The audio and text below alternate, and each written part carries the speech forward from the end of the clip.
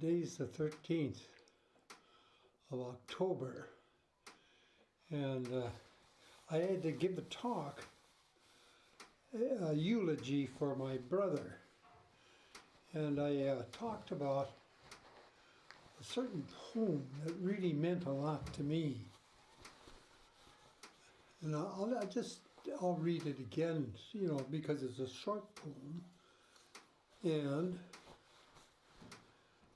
I got my glasses. And I'll tell you, because I think that this particular story about this poem, I would call it an epiphany on my part, when I found out about this particular poem.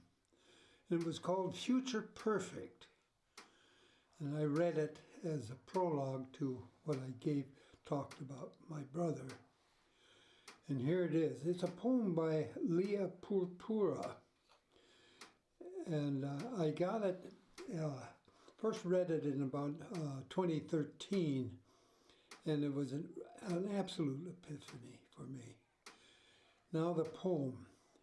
Where you were before you were born, and where you are when you are not anymore, might be very close, might be in the same place, though neither is as slippery as being here, but imagining where you will have been, that point where things land are finished, over and gone, but not yet. Now, I read that in the New Yorker, and I was absolutely struck. And why was that? Because I remember my Latin teacher when I was at Millbrook School in New York. And he taught Latin. And we were at a certain point where he was trying to explain pluperfect, which is, I take as future perfect, and it's a subjunctive subject. And I could not get it. He said, well, it's sort of what if, could be, that type of thing. It's not present or past. It's a possibility, and that's the way it was explained, which just totally went over my head. And when I read this particular poem, I thought of Mr. Knudsen. And I think I was a sophomore taking the Latin class.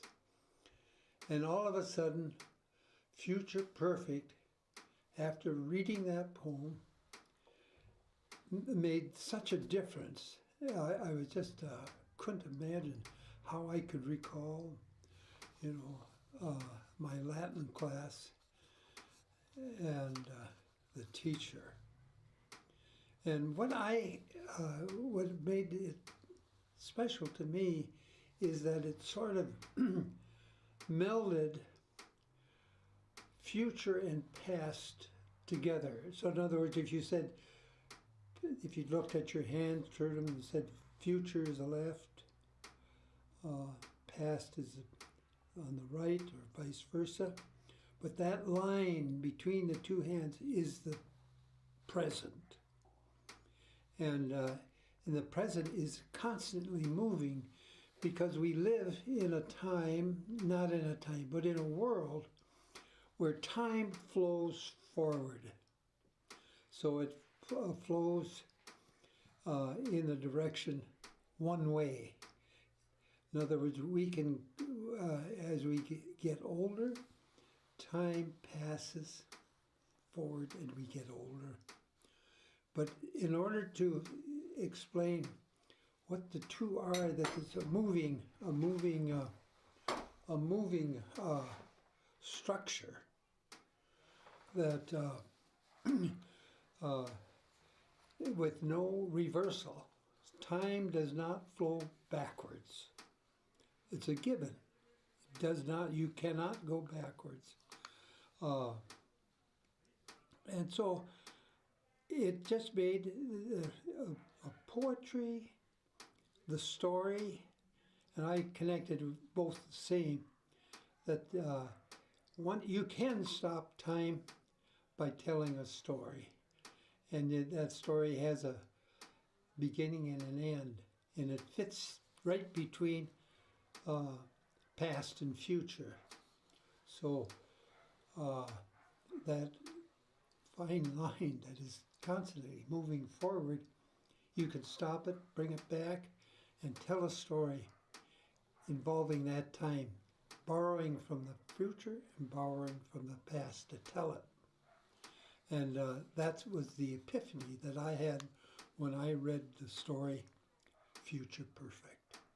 That it gave me a sense of what a story was, what poetry is, and what life is. So you have to live with yourself, and you have stories, and that's how stories get, by defining the difference between past and present, stopping it, telling the story, and let it go on. End of the story.